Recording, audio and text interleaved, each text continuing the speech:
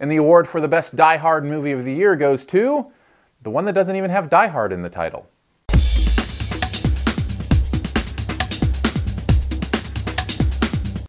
Olympus Has Fallen is the story of a former Secret Service agent played by Gerard Butler, who is on a mission to save the president, who is in a White House that is under complete attack. It is a ridiculous, over-the-top, cliche-ridden action movie that somehow I loved. This movie basically does take the premise of Die Hard, with one man trying against all odds to overcome obstacles in an enclosed situation, and takes it to the nth degree. It's directed by Antoine Fuqua, I think is how you pronounce his name, who you may know as director of Training Day.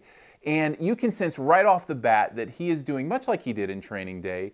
He is willing to just be brutal with his presentation of this. And the interesting result of this, and when I say brutal, I mean the attack on the White House, is devastating and brutal, and civilians are dying, and there's death everywhere, and blood and violence. And it's really interesting because then there's some buy-in that goes along with it. Because if this were to happen, that's real stuff. That kind of stuff would be happening. And so all of a sudden, right from the beginning, right from the get-go of this attack on the White House, which is the centerpiece, obviously, of this entire film, it feels like this could be real. He does this amazing job of not only making it seem real because of the brutality, but also because of the forces and counterforces, things that the White House does to fight back, and the way that they fight those. It just feels very well thought out, and like this was a real thing. Now, all of that stuff adds to kind of the reality and the genuine of it, which is interesting because underneath there's this action movie cliche thing going on